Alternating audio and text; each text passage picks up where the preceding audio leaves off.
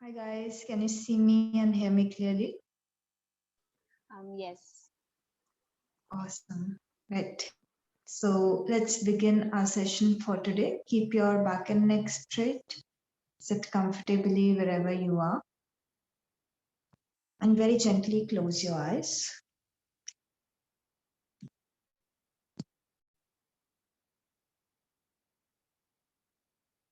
Start observing your breath.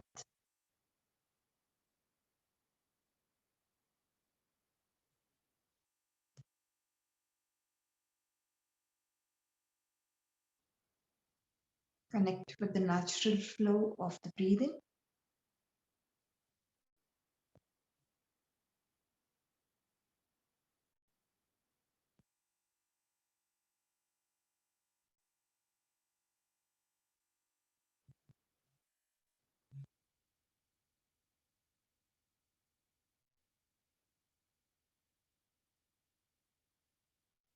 Slowly shift the attention to the body. Be aligned in your posture. Make any adjustment that you need to make to your posture.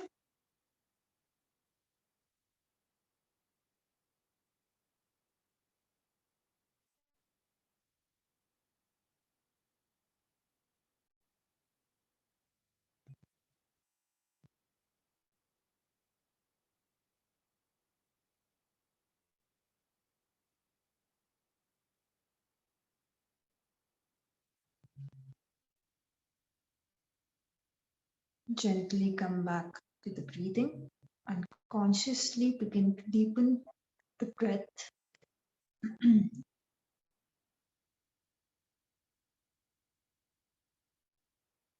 Go for slow, long, and deep breaths.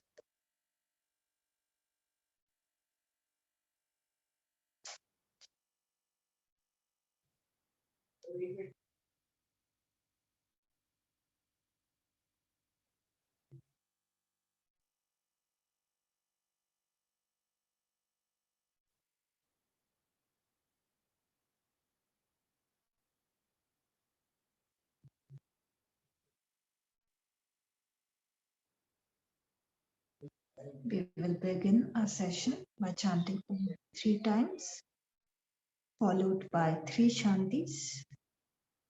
Take a deep inhalation for Om.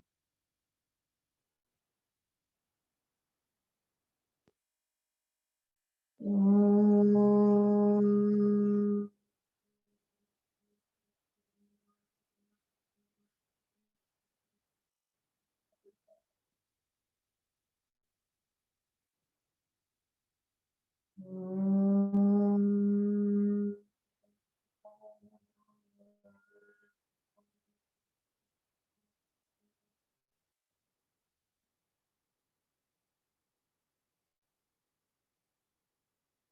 Om.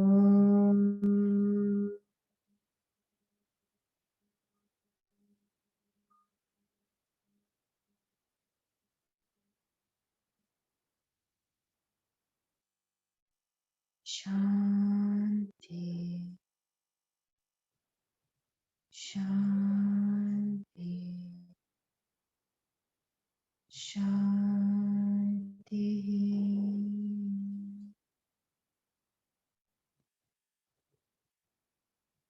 Observe the vibrations.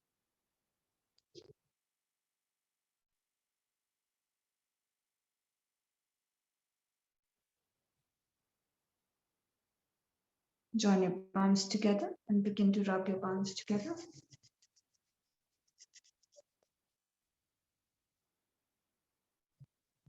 Place your palms on your eyes.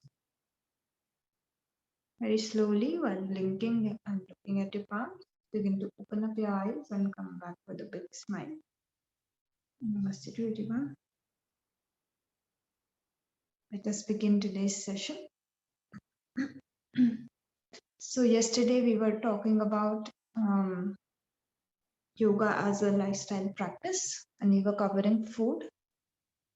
So today I'll just cover a few more points when it comes to food, right? And then we will move to the next part of this topic, Okay. So yesterday we were talking about how you should consume your food, what your state of mind should be, and not only just the consumption, how you should cook your food also. So a lot of things related to the overall understanding of the food, right? So in a lot of places you will find what is the correct diet, right diet, but yoga mostly focuses on the quantity and the quality of the food, right? How we should eat, when we should eat. These things are more focused upon when we come into the yogic approach, right? So overall, the food that you consume, it can be divided in three categories, right? So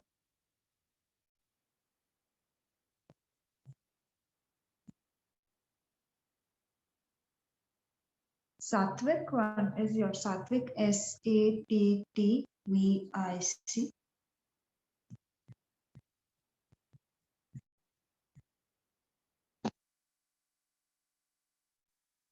Second is Rajasic.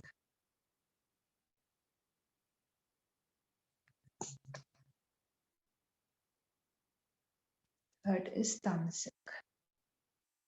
Rajasic, Rajasic. And third is Tamasic, Tamasic, Tamasic.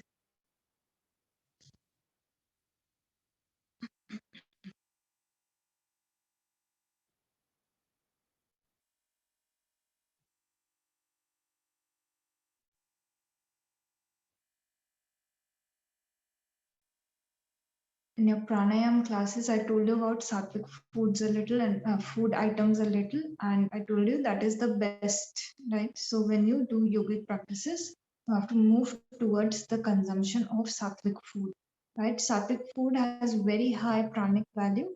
It is easy to digest, right? And it is not against your system. So your system is mostly, our system is not designed for non-vegetarian food, right? So we have adapted, that is another thing.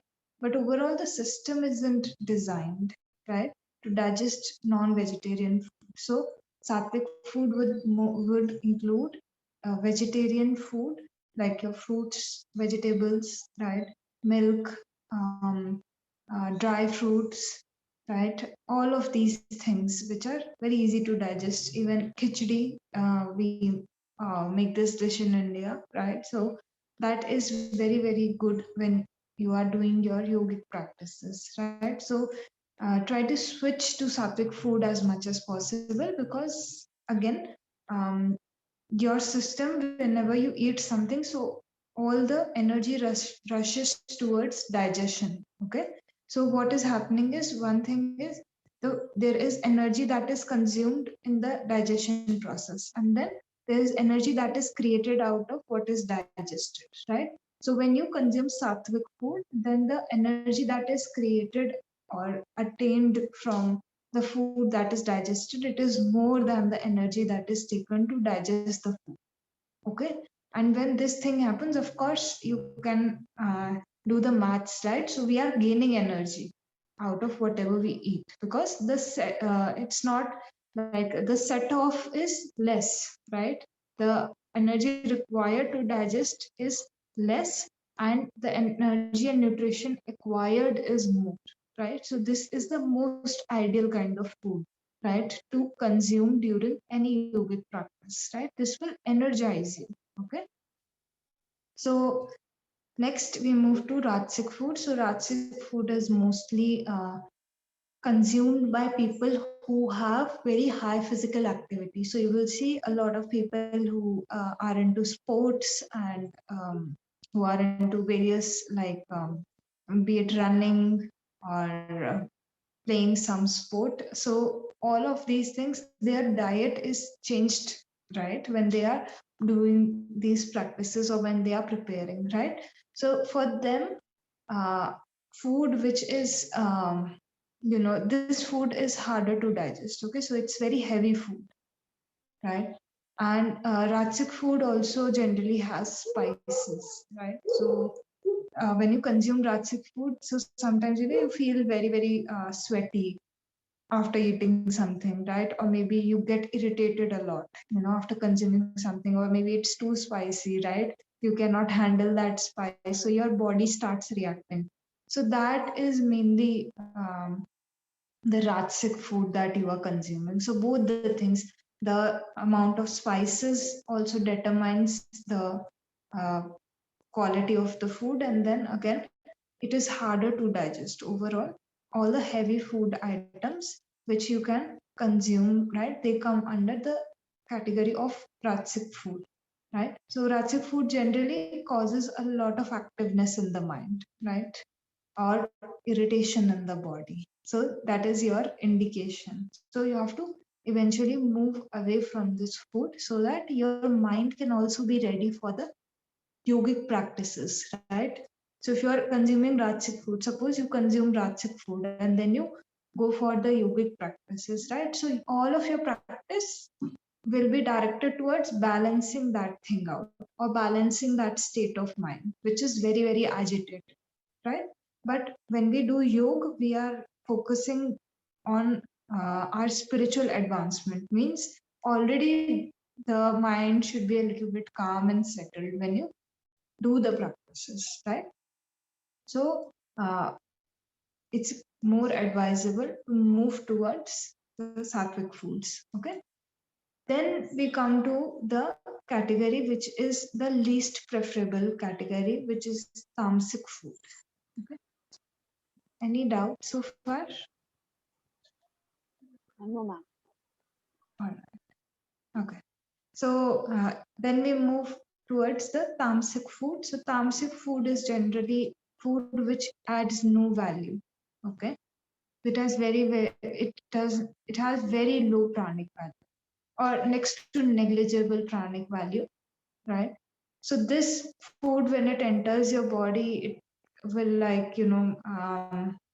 take up a lot of energy in digestion, right? And it will immediately make you feel very lethargic also, right? So when all of your processed foods, right, packed foods, tea, coffee, they come under this category, right? And then the consumption of, you can say, it can be called an intoxication only. So alcohol, all of these things, they are coming under the category of tamasic food. So basically, they are actually, when you consume them, they are causing a lot of harm to the body. So if you eat, like, especially if you live in a city, so packed food, frozen food, right? All of these types of foods, they will have a very, they will take away your energy basically. Till the time you have digested that food, you will, you would, especially you would want to sleep after eating these kinds of foods, and then you wake up, right? Then you feel a little bit like fresh or better, right? Because so much energy was being put in to digest these kinds of foods. And you will see generally they are not, even their elimination is not proper, right? So, breads and all of these things, if you have sandwiches, so this is very common. We all consume these things. That is why I'm telling you. This is coming mostly under the category of tamasic food, right? So the cleansing of the system also doesn't take place properly when you go for food which is tamasic in nature. So try to move little by little, try to move away from tamasic and rajasic food and go towards sattvic, right? This should be your Ma'am, agenda. Mhm. ma'am, even Rajasic food should be considered as least preferred, like just like Tamsin, because Rajasic people who are into high physical activities, you said they consume such kind of food, but you also mentioned that it has a lot of spices. So Mhm. consuming food which are high in spices, that is also equally bad to our body. And people who are into high physical activities, if they are consuming it, then I'm sure there's an Mhm. adverse effect to those people also who are into sports and all. So why Mhm. do they See, consume such it's kind of food? to support that activity, they have to consume that kind of food. One thing is this. Second thing, this is the yogic approach. So if you, like in your Ayurveda classes, you will study as per your personality. So maybe for some personality, Vat, Pitta, Kapha, right? So you would have studied this thing in therapy class. So in that, ma'am will tell you that consuming certain spices is good, right? So this approach is different. Okay, don't mix both of them. So in some approaches, in order to balance out the dosha, you have to consume those things, right?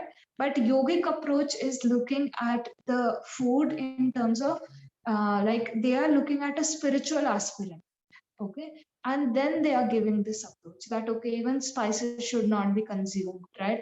Do shat karma, balance your doshas, right? So Ayurveda is taking the diet's approach to balance the doshas. Yogic approach is totally different, just even to balance the doshas. So it can be, so it depends on what school of thought you're following. Basically, somewhere spices are good, somewhere they are not good, and that is what I was going to come to.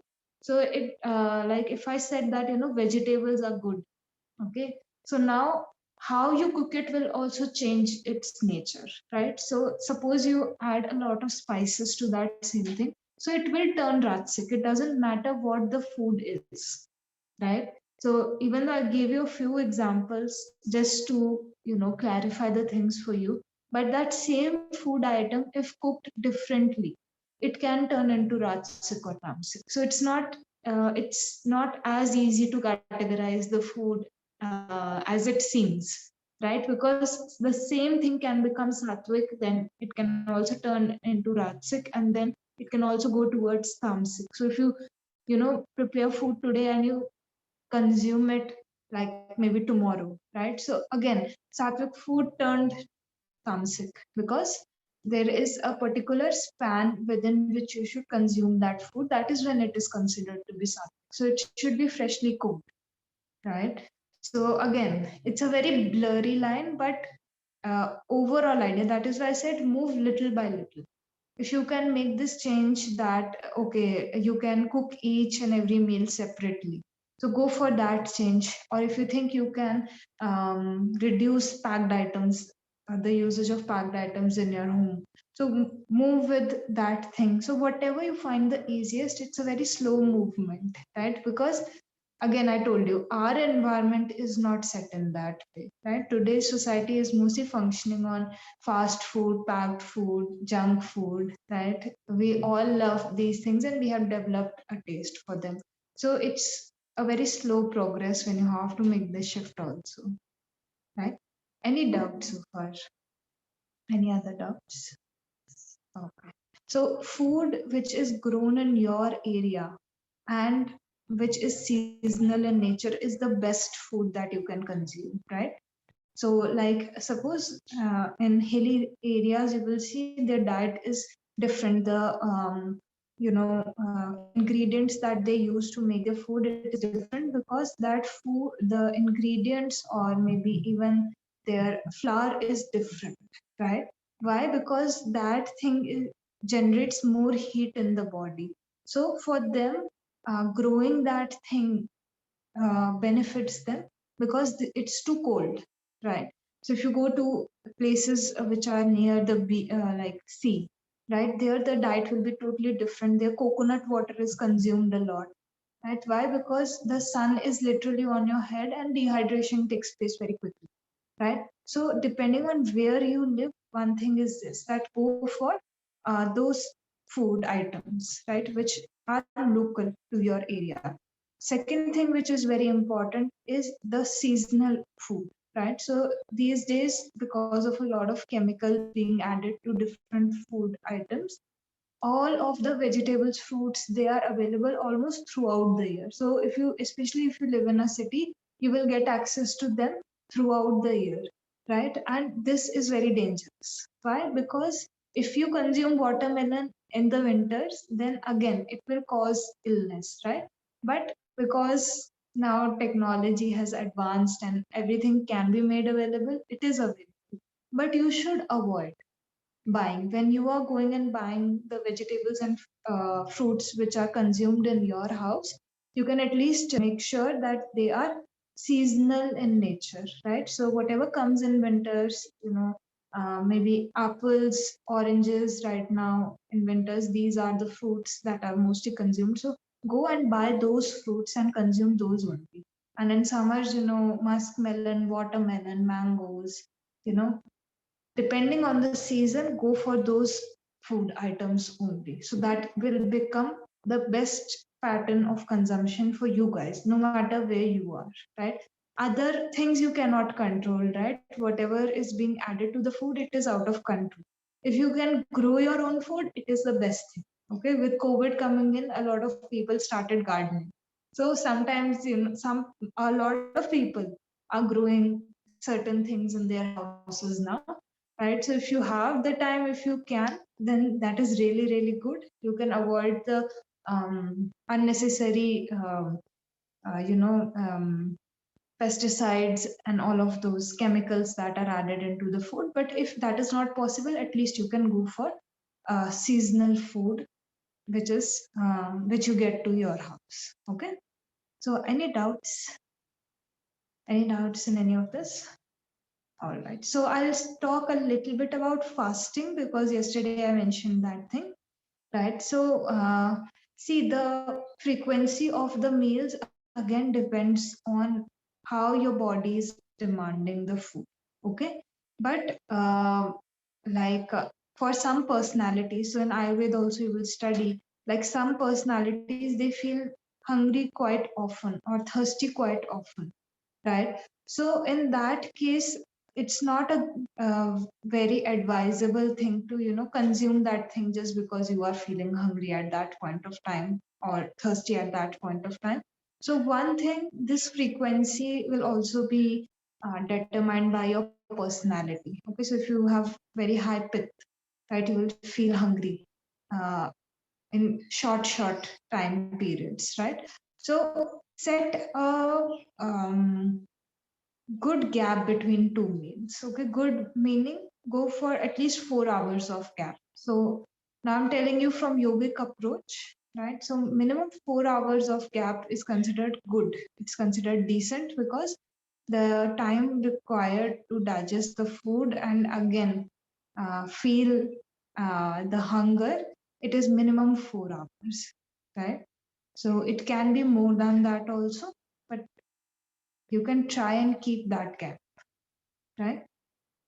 Then fasting, I'm going to talk about fasting because fasting is very, very beneficial. And at that point of time, no matter which personality you have, right, it is always good to go for fasting, right? So I'm not talking about intermittent fasting or anything like that. I'm talking about uh, just a normal fast where you are, um, you know, consuming maybe fruits or going for some consumption, right? But maybe just leaving salt behind. So fasting is also different according to Ayurveda.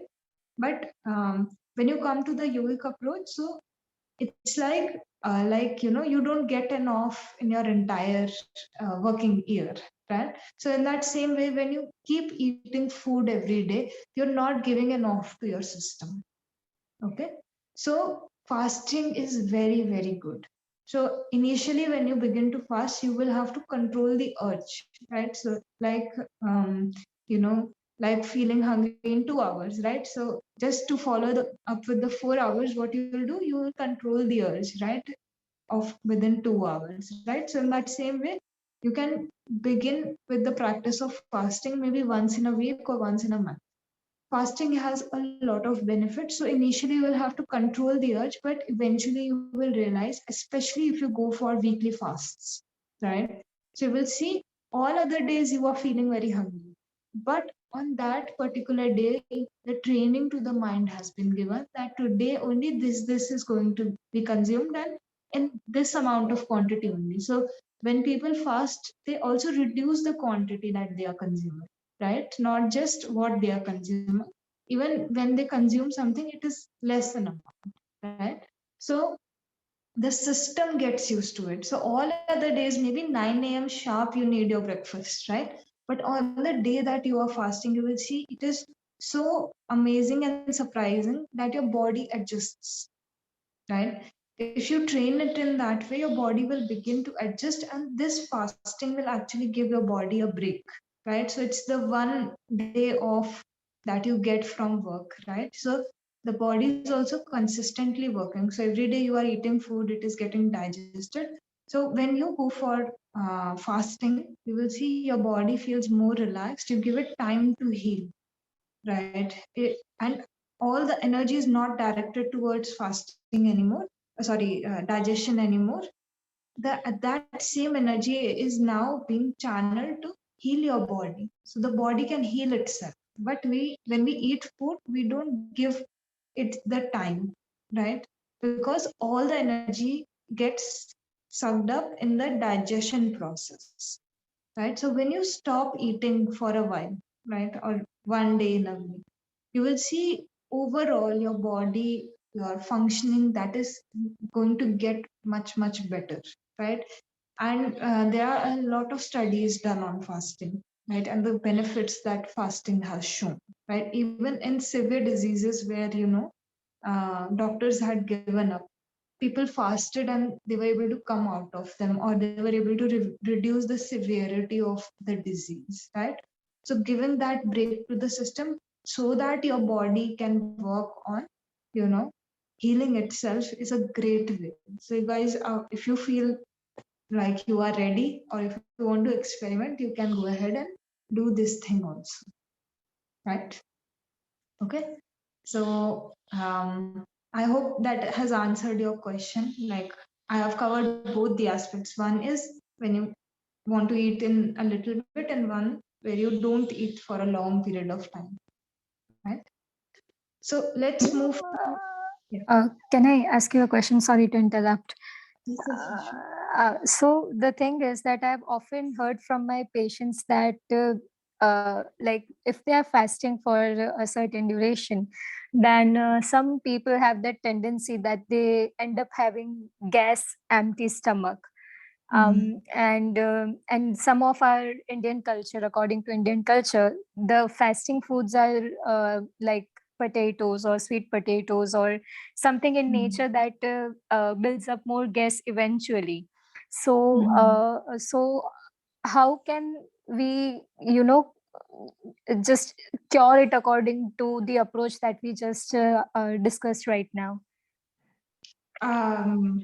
This gas issue you are saying, Yeah. according to yogic approach. Yes.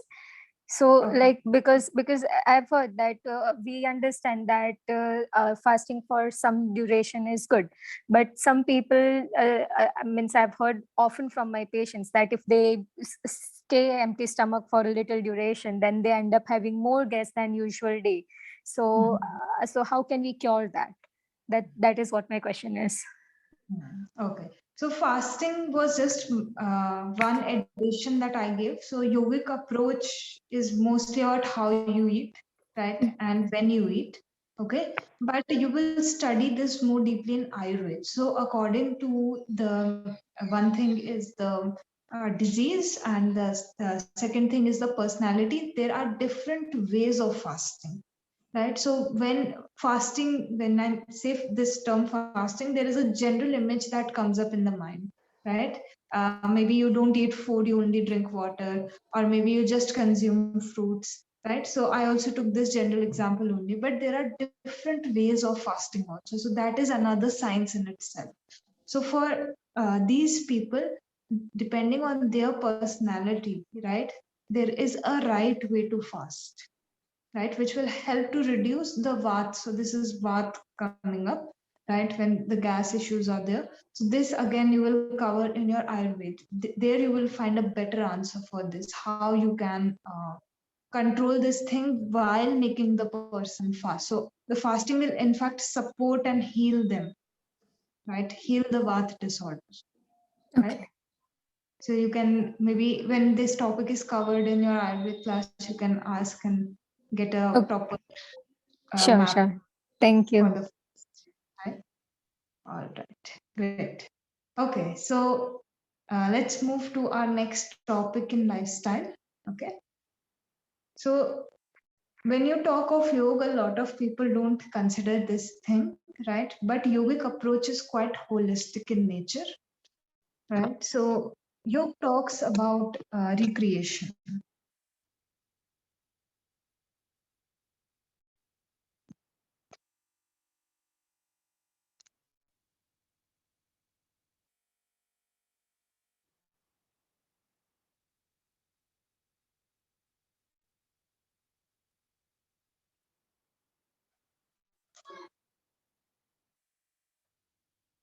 Vihar, we call it vihar or recreation, VIHER.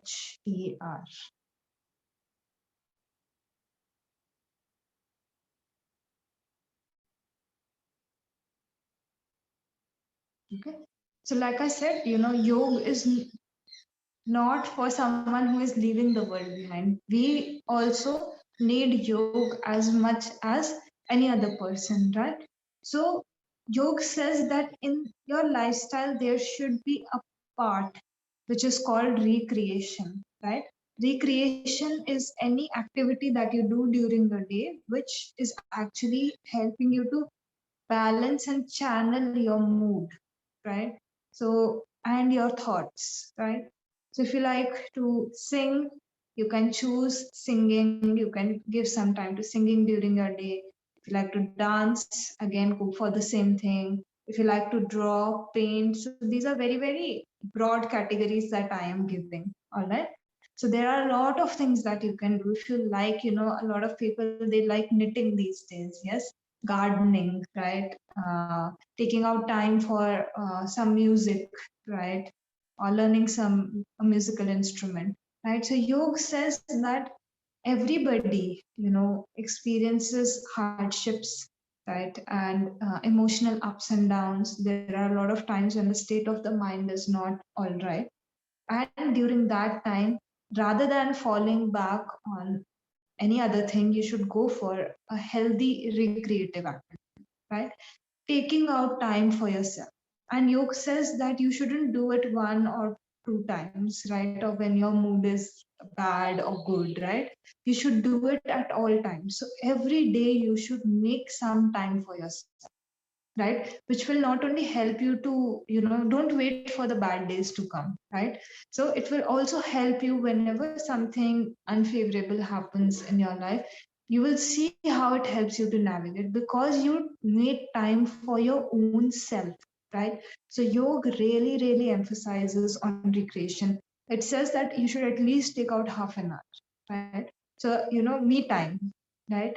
When you are alone, right? And you are doing something which you look forward to. All right. So recreation should not become mechanical for you, right? Otherwise, what will be the point, right? It's something you enjoy. So if you read somewhere that, okay, reading or doing meditation is good and you're not excited about those activities, then these don't become your recreational activities. What becomes a recreation for you is something that you look forward to, like maybe you join something, right? And you really look forward to that time during the day that, oh, I have this class. Now I will enjoy. Now I will get some time for myself. So there should be this sense of excitement as well, which should be maintained because that thing is going to help you to re-energize and rejuvenate yourself, right? And as much as introspection is good, all of these things are good, we also need to enjoy life, no? So you have to take out time to enjoy your life. You can work throughout your day for someone else, but some portion of the day should be for you, right?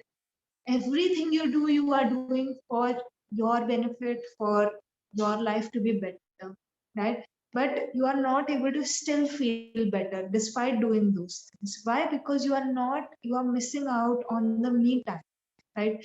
Where you process these things, or where you can choose to introspect also again, but if you enjoy it.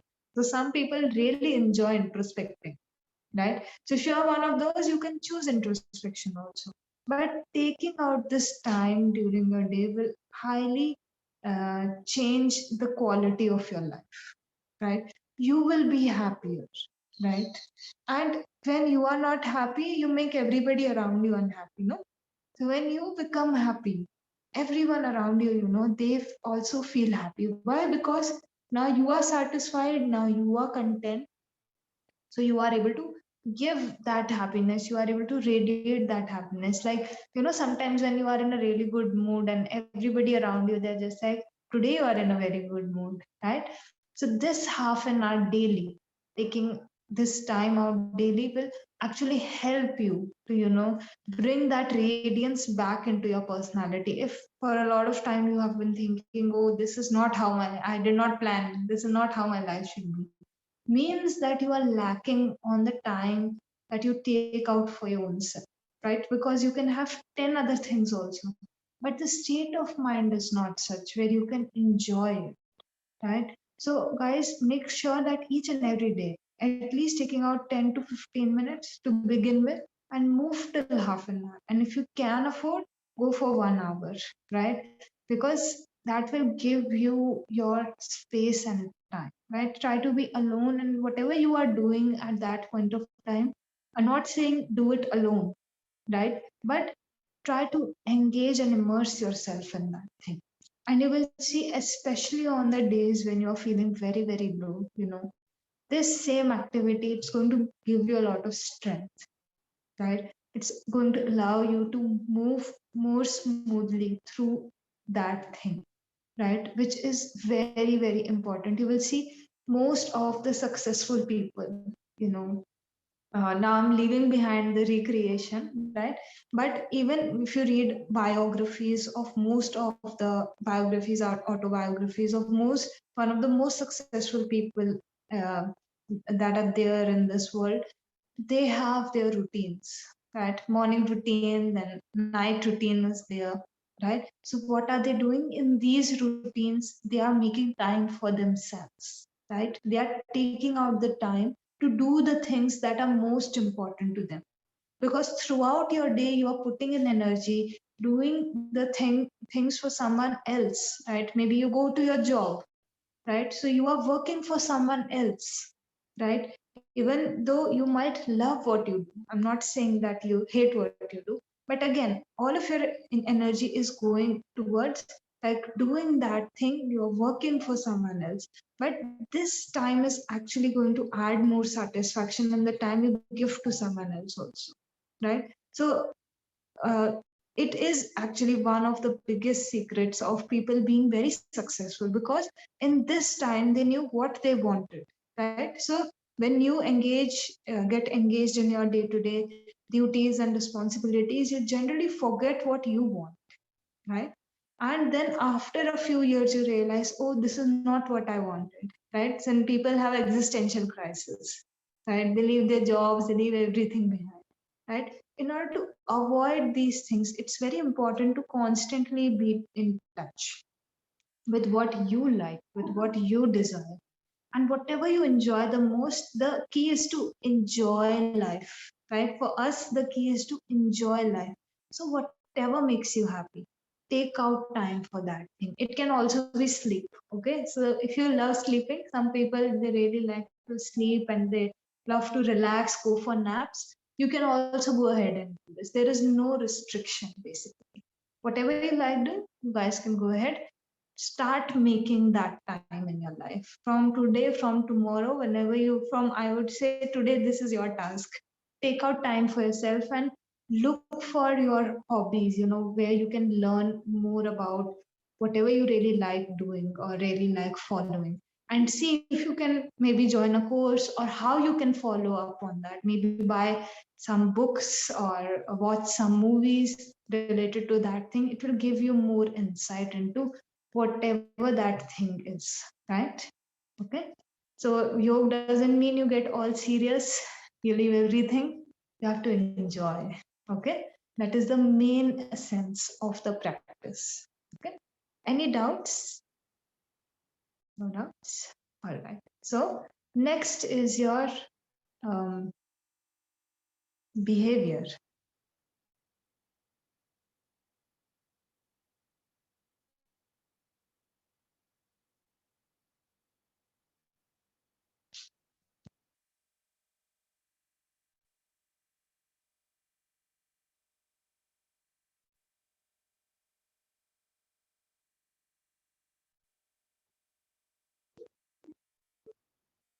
right? It's called Achar, ACHARA.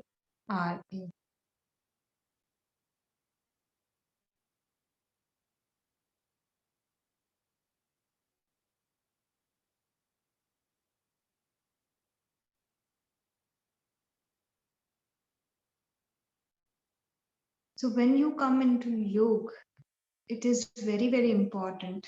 Your behavior is quite important. There is a lot of relevance given to the habits and the way in which you conduct yourself, your attitude, your habits, all of these slowly. So very slowly they begin to change. But once you become aware what is the right way, then at least you start moving towards it. Okay, so right now, by default of existing in the society, we are, having a set of habits, a set of attitudes, a way of interacting with the society, and even interaction with our own self, right? So when we talk of behavior, it's a long term thing, right? So what is happening is you functioned in a particular way and then you have been functioning in this way. So it becomes a habit, it becomes an attitude, how you deal with a certain person or a set of people, right? So yoga says that there is a right way of also doing this, right? When you interact, so yoga is basically not saying that leave everything. Again, I come back to this point again and again. It's not asking you to leave the things behind. It is telling you what is the correct way of existing with everything around you, right? So over here, a lot of emphasis is given to the first two limbs, which we will also discuss when we do this concept. So yama and niyama.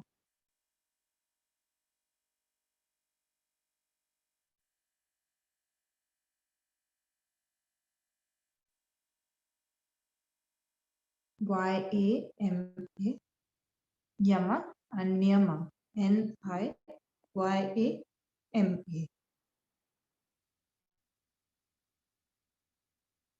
So when we cover these topics also, I will discuss in detail. So yamas, they tell you more about how you have to exist in the society.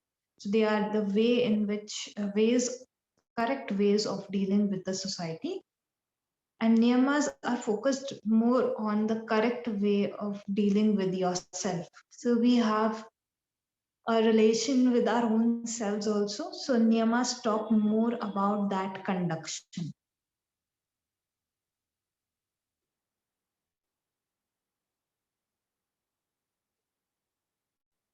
Right? So, for example, one of the yamas is that you remain non-violent, right? So now you are existing in a society, right? And you are interacting with everyone and everything around you. So if there is going to be violence in the way in which you conduct yourself, then of course it will become very, very hard for you to exist with the people around you, right?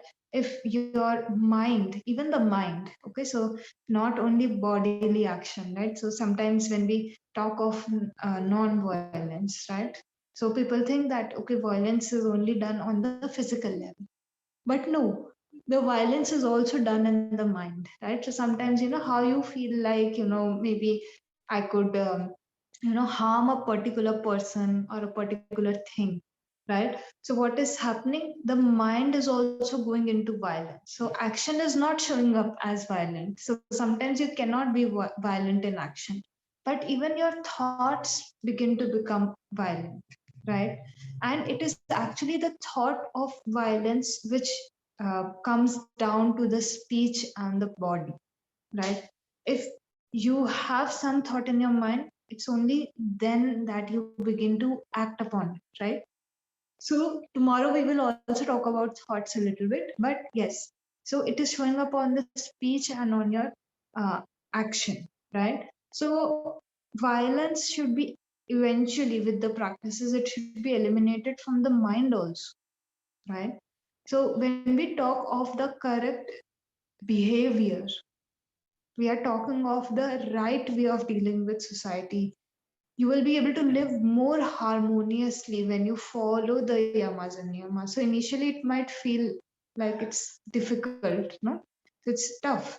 Following rules and regulations is tough. But the kind of harmony and advancement you make when you follow these rules and regulations will be of another level. Why? Because now you are these rules and regulations are actually given so that you can exist with nature.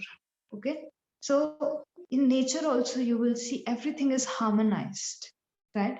So as you begin to follow these practices, you get them in your behavior, right? You will see that you are more in sync with everything around you, the people around you, the society around you, with yourself, the conflict that you face with yourself. You're more in peace with that. And then overall, when you are peaceful inside, when your environment becomes more peaceful, then you also begin to feel as if everything is going according to plan or falling in place, right? It's when you exist in a conflict with the society around you or with yourself that you start feeling that gap or lack, right? Because see, everything you will be able to attain and achieve in your life, right? But the big question that comes up is, are you doing it in the correct manner, right? So you can earn by and by engaging in something that is unethical, right? But then you can also earn by doing something which is ethical in nature, right? But both the earnings are going to be very different from one another. This is the recognition that the yogi comes to. This is the recognition that the yogi sees, that it is the intention that matters a lot, right? So suppose a kid is, kids are very fascinated by new things, no? So suppose there is a fire somewhere around, right? And the kid runs towards that fire, right? So what you do, maybe slap the kid or scold the kid. No, don't do that thing, right? But your intention is of love and care, right? So same scolding if give to someone else, some other adult, right? Because you are angry at them or you don't like them, right? So again, it is not the same. The result, the fruit will never be the same. Why? Because the intention is so different. One place you are scolding out of love, and the other place you are scolding out of anger, right?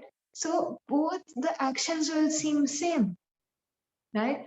But the result is going to be so different. So when you become aware of the various attitudes and behaviors, you try to conduct yourself in that way, right? So there is no forcing. Again, I'm telling you, in yoga there is no forcing. Naturally this thing starts coming in as you go into the processes, all your asana practice, pranayam practice. When you do these things, you will see yourself that this change has started coming in. Nobody told you, right? But it comes naturally. Yeah. So tomorrow we will continue. There are a few more points left in this topic. Any doubts from today's session? No doubts. All right, so sit comfortably. We'll just close our class. Keep your back and neck straight and gently close your eyes. We'll chant Om one time, followed by 3 Shantis. Take a deep inhalation for Om.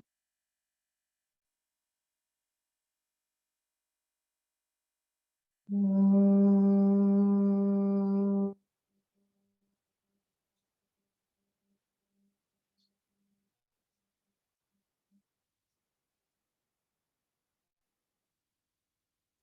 Shanti,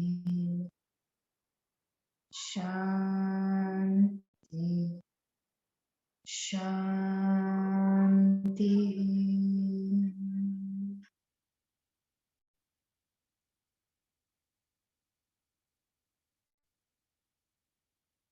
Join your palms together and gently bow down. We'll just end our session with a sense of gratitude.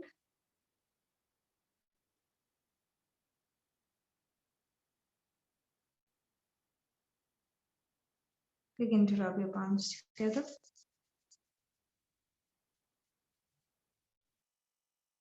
Keep the palms on the eyes. Very slowly, while blinking and looking at your palms, begin to open up your eyes and come back with a smile. Namaste to everyone. We'll see all of you for your pranayam class in the afternoon. Take care, guys, and bye-bye. Thank you. Thank you. Thank you.